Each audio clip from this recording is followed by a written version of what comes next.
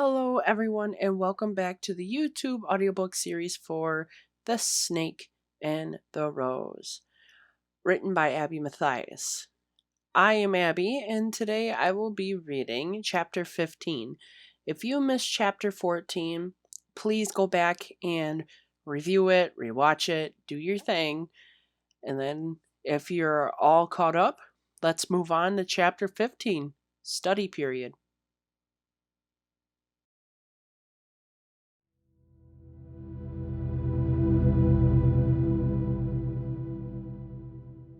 The next month that I spent with Abby wasn't very eventful, to say the least. After the whole boyfriend disaster, Abby kind of isolated herself from the world. The only time she really went out was when she had to go to school, and even then, there were times she emailed her instructor to say she wasn't attending for the day. In order to hide her bruises, she had to use tons of makeup. Her life consisted of school, eating, and sleeping. Then, when it came to me, it was a totally different story. She didn't interact with me much and only gave me glances for about the first week after the incident.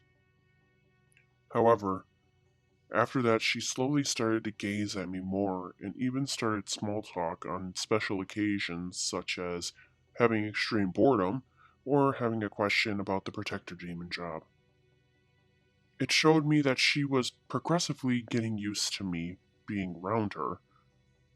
For being a religious girl, she seemed to be making faster progress than what I suspected most would.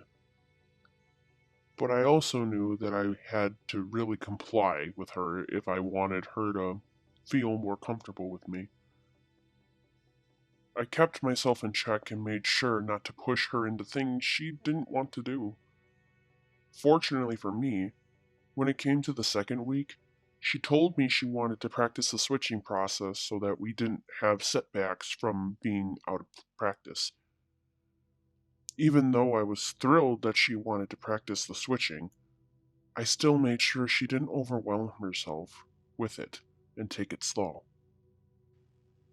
As she was trying to get used to me and the whole switching ability, I was working on getting used to her and was slowly learning more about her and her personality.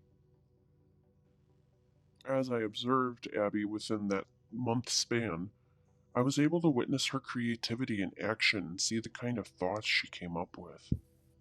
For school, she ended up having to make her own animated character and went through the whole animation process, including drawing model sheets and animating the motion of it.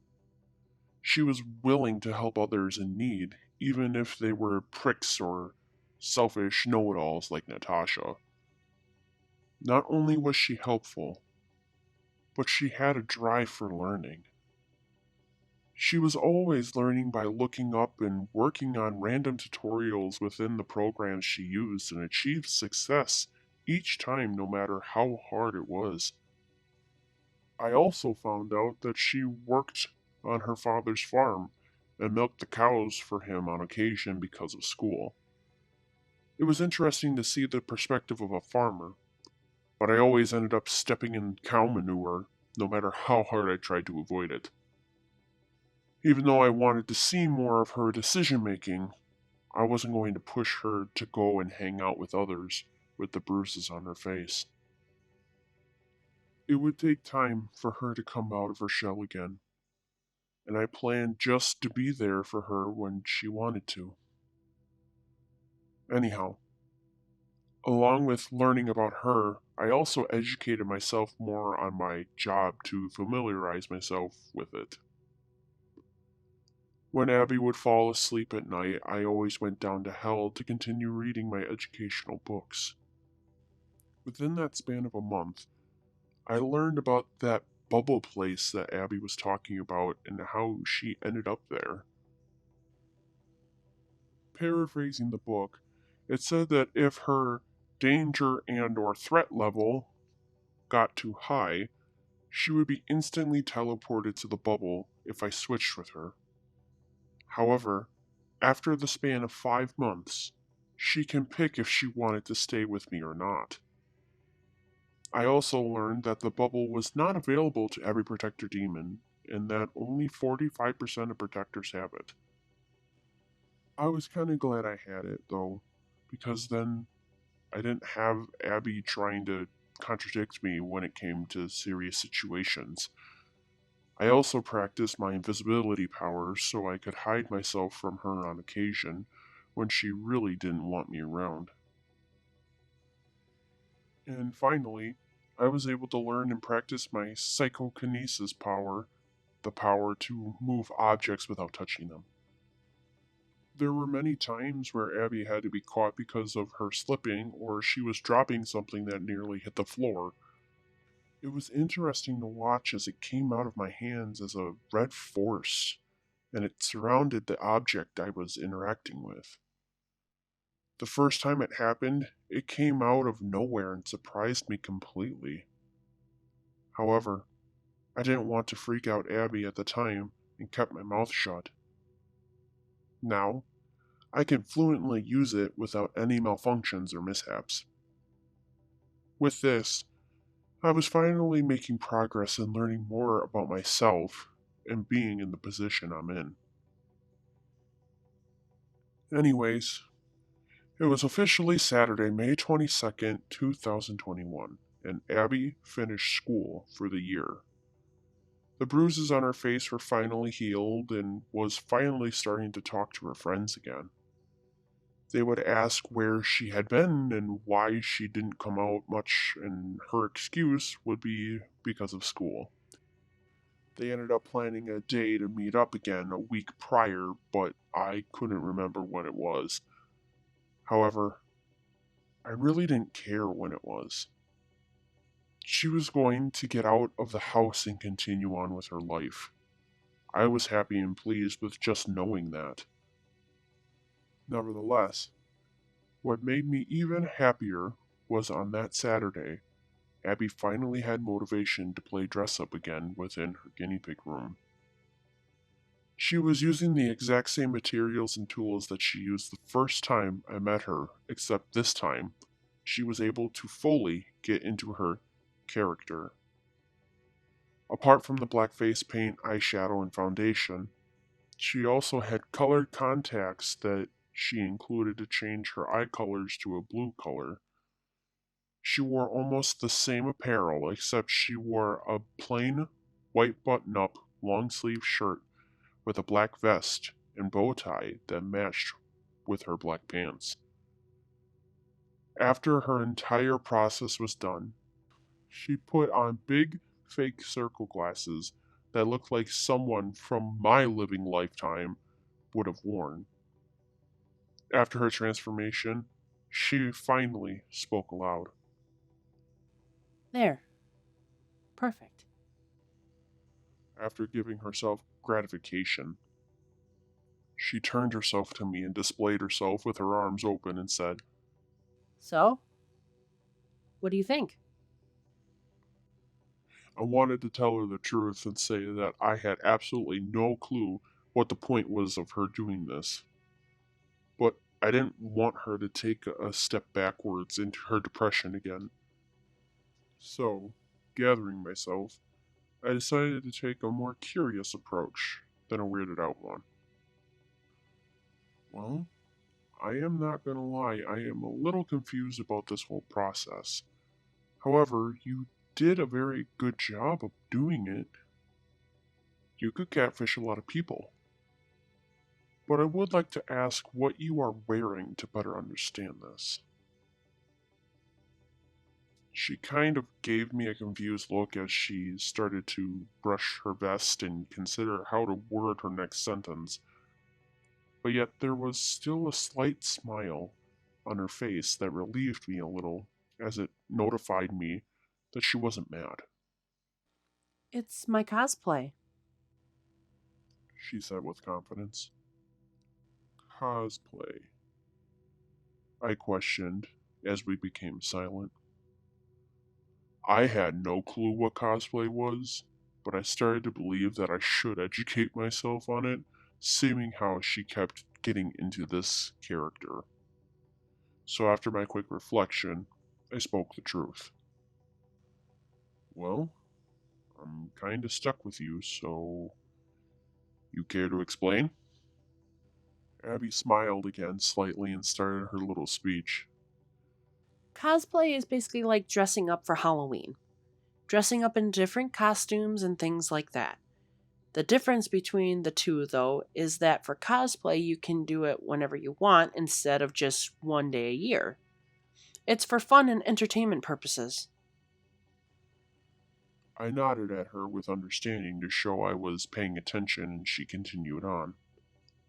People do it for like conventions, and some of them do it as a living. But I do it to post it on social media. And if I remember correctly, this was the cosplay that you were trying to get into the first night I met you. I announced to her, showing that I was listening. She then snapped her fingers and pointed at me like she remembered the time I was talking about. Her eyes brightened and she spoke again. Yeah, you are exactly right. This was the character I was trying to get into that night. So, who is this character that you have been trying to get into? This is actually my Dr. Henry Jekyll from Jekyll and Hyde. I am assuming you have heard of it if you lived before me. I paused and started to smile a little.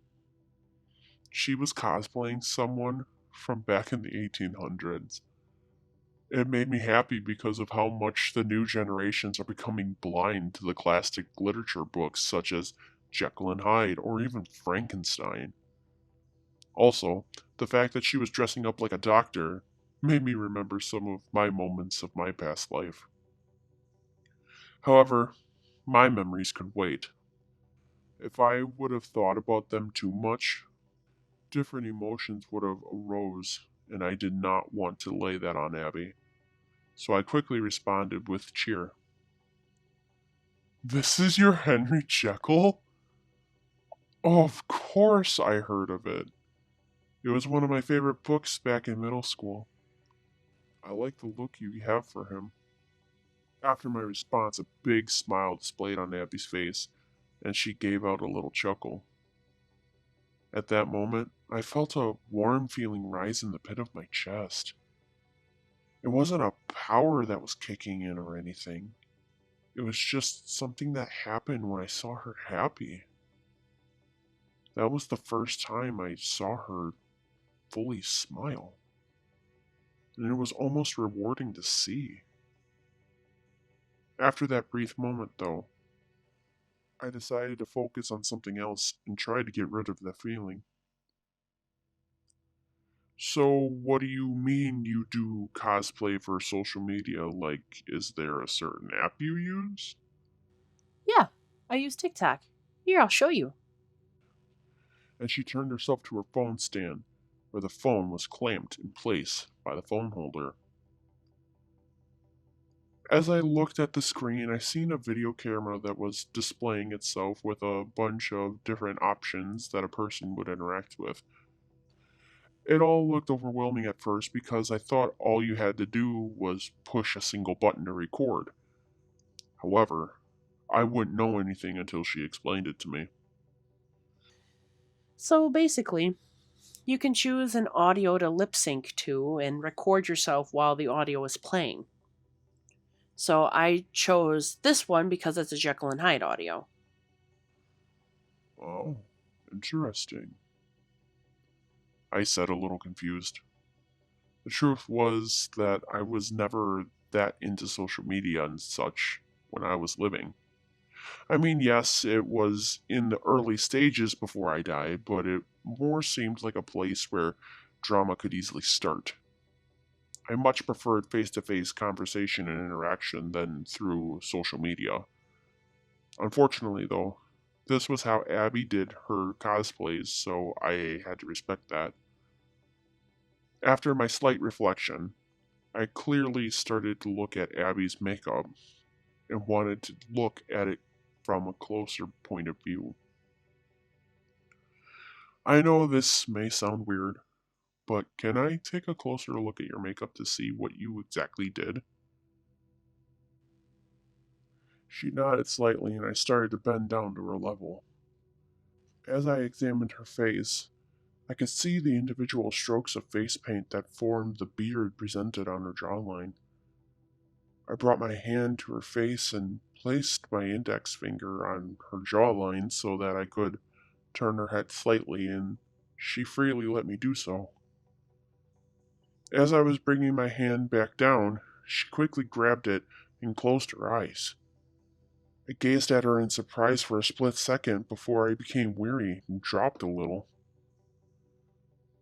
I brought my hand back to me and opened my eyes to find that I was now shorter and facing my body moving backwards. Upon a quick examination of my arms and body, I saw that I was switched with Abby again. I rapidly whipped my head back to gaze at myself as my body was adjusting itself. Abby? Was that you? I asked, confused and a little shaken. Yeah, that was me. I did it. She replied back. What? Why? To give you a shot at that. I glared at her in shock and looked at myself. I couldn't film cosplay for her. I didn't even know the first thing to do when it came to it. This was one of the worst times for us to practice switching. If she wanted this done right, I was not the person to do it. I began to chuckle in nervousness and began to respond to her. No, I am not the person to do this. So how about we just... And I began to reach for Abby's arm when suddenly she pulled away from me to back herself into her dresser while lifting her hands up. Nope, not this time. Your time to shine, bud. What? No. Why would you switch with me now? This is your thing. I am supposed to be protecting you, I know. she answered with a smirk on her face. I started to get a little annoyed by that, so I decided to try and reason with her before I resorted to worse matters. How am I supposed to protect you like this? I don't have my physical attributes to fulfill my duty as your protector. But I am not in danger right now. The only thing that could hurt me right now is myself or you, and at this point, I am not worried about you. You had plenty of time to hurt me over the past, what, month that we have been together, and you haven't. You kept your pinky promise.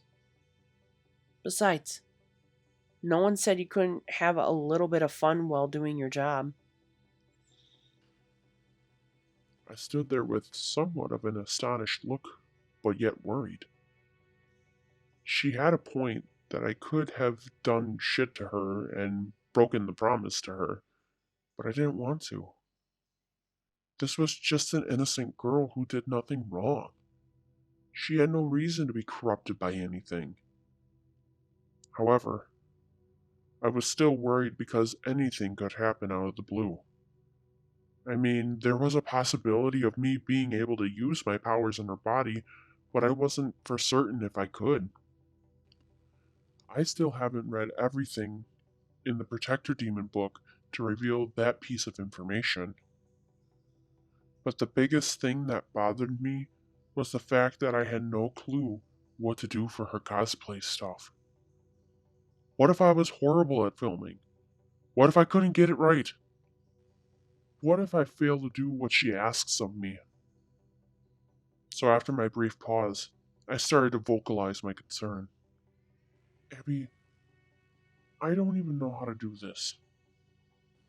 Darius, you will be okay. To make you feel better, I will grab that folding chair and sit right here so that I can help you when you want me to. She then proceeded to go behind me and grab an old gray folding chair that she stored between her desk and her storage bin that she had. As she picked it up, I was surprised to see that she was actually able to move the chair within the human world to place it in the spot where she'd stood before. She then folded it out and sat, becoming eye level with me. She then took a deep breath and continued talking. Now, try filming with this audio. What? I yelled, a little panicked. You can't just throw me into this without telling me what to do. How do I even do this? She then smirked at me, trying to hide her laughter, and after a brief moment of clearing her throat, she finally spoke. Click the timer button on the right side, review the audio, start the timer, and lip sync to it. After her instructions, I nervously did as I was told. As the audio played, it was some form of song that was sung by a guy. The lyrics evolved around wanting to know about something within a man, but I had no idea what he was talking about. However, I memorized the beat and melody of the song to, I guess, film it for her. I just didn't know how to act. I never had to act like someone else before, and I was still trying to figure out how to act like Abby Foley. Now, to act like a character from a book, I was clueless. But unfortunately, I had to take a shot in the dark, given the circumstances I was in. I started the timer button and it counted down from 3. Once the timer went off, the audio started and I began to try and act. As the audio continued, I was pretending to sing and write in an old journal that I had in my hands. The pen that I was writing with was an old style fountain pen, but it had no ink in it. I figured it was just because it was a prop and not an actual pen for her. But it made me relieved there was no ink in it. Otherwise, I would have had worse flashbacks appear in my head. As I was recording, Abby began to chuckle a little and threw me off course. I turned myself to her with confusion and spoke. What? Did I do something wrong? She brought her hand down from her mouth to reveal a slight smile and said, The way you were acting was a little funny to me. I didn't mean to laugh. Well, I don't know how to do it. I never done this before like I have told you. If you think I can do better, then you show me what to do. Okay, I will suggest something to you. She then proceeded to get up from the chair and made her way to the phone. I stepped to the side to get out of her way and watch the demonstration. Can I have the journal, please? She asked nicely, extending her hand out. I placed it within her hand along with the pen.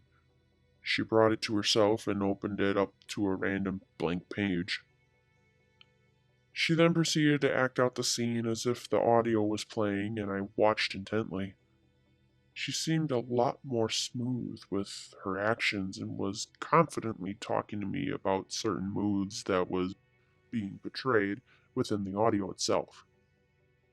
She also went on to explain that the song was from the Jekyll and Hyde musical and that she adored the acting the singer displayed within it. As she was in mid-explanation, a random voice sounded in the room saying, Hello, my sweetheart. Abby quickly got startled and dropped the journal and pen and stared at the door. I spastically turned myself around to find her mother standing in the doorway. She must have snuck into the room as I was trying to listen to Abby.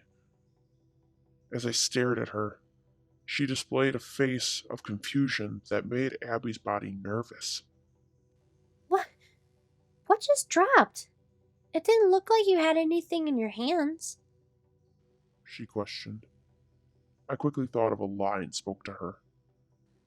Of course I had things in my hands, silly. I dropped my journal and pen. You scared me as I was lost in thought. Oh, I'm so sorry, honey. I didn't mean to scare you that badly. You look very nice in your Jekyll cosplay. But I want to fix one thing real quick. She then advanced in front of me and started to fix the wig hair that was in front of my face. After she was done, she gently glided her hand across my cheek, with her fingers tracing under my jaw. With that action, it made Abby's body relax, and I began to feel that unrecognizable warm sensation again, like I did earlier, and grew confused by it. This was out of the ordinary for me to feel, and I grew a little alarmed by it. I couldn't even truly pinpoint why the feeling even happened, but I wasn't about to blow my cover, and I tried acting like Abby, as if she had the feeling. After a moment, her mother then proceeded to kiss me on the forehead and said, I'll let you be now. I love you. I love you too. I replied, and with that she exited the room and closed the door. I exhaled a large breath of air and turned myself around. As I did so, I found Abby staring at me with worry. I am so sorry. She said, confronting me about it. Why are you sorry? You didn't know she was gonna come in. Yeah, but I also didn't know she was gonna be affectionate towards me at that moment. My mom can be very lovey-dovey sometimes. I started to shake my jitters out a little so that I could calm down from the interaction. To respond to Abby, I simply nodded my head rather than get into an argument about her mom being a compassionate parent. With that response, Abby reset the conversation by asking me a question. Well, now that we are back to ourselves, do you want to try the filming thing again? I gave out a sigh and answered with, I guess we can try again. Okay. In that case, let's try a different audio for you and we will do an easier one. That way you can get a good grip on what you need to do. I nodded, agreeing with her statement, and she began to set up the phone with a different audio track to it. Now, let's switch spots and you can try this audio instead. I did as she instructed once more and placed myself in front of the phone where she was standing as she began to take her seat. Before Abby could instruct me further, I clicked the timer button again to review the audio so I knew what I was about to lip sync to. The audio was a simple sentence, and I was able to come up with an idea on how to act for the video.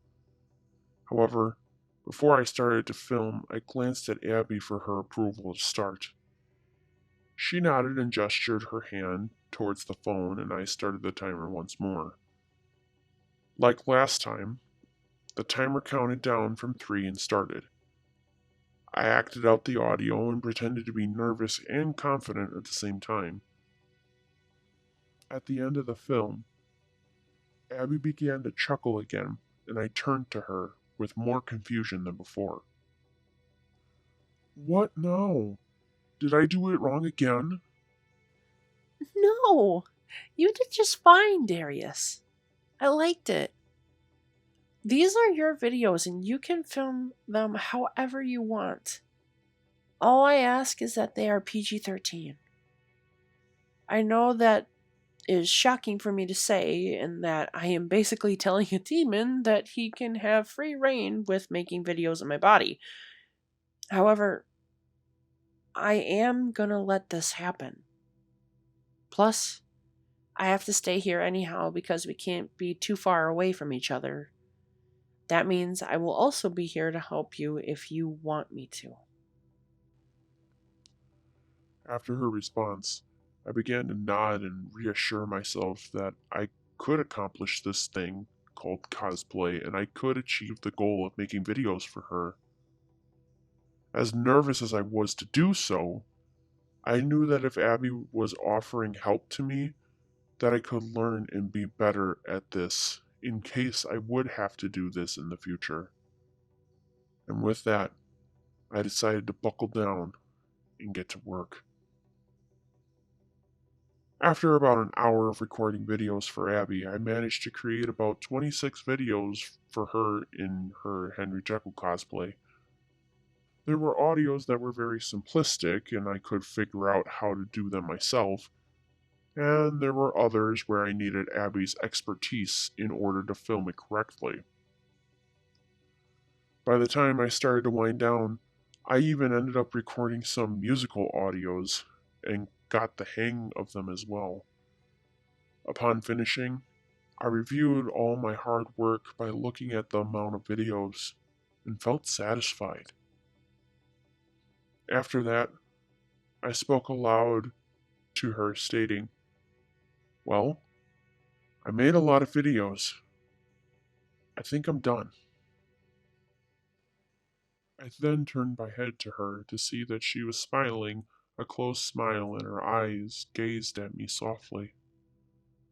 It was a little weird seeing my body like that at first, but it was probably a face I should express a little more often than what I do. That's great. I really am surprised at you, Darius. You did a great job, and it looked like you had at least some fun with it. She answered back. The truth was that I did actually have some fun with it. I didn't know why, though. I was still on edge from being in control of a female body, but I think it helped that she was more dressed like a man rather than a woman. Maybe it was because it was something that I was familiar with and enjoyed because of the specific character that she was cosplaying, or even the fact that it somewhat resembled and reminded me of my past career of being a doctor, and this gave me the opportunity to reminisce upon it. However, those were only possibilities on why I enjoyed it so much. So, instead of giving her a full explanation, I decided to answer with, "For the first time in forever, I did have a little fun. Thank you for the opportunity." She then smiled and nodded at me as she was letting the heartwarming comment sink in. To change the mood a little, I decided to tease her and act like I was a professional. "Can I get a round of applause from my audience? Thank you very much. I'll be here forever," I teased as she began to applaud slowly. Very well done. She spoke back, ending the clapping.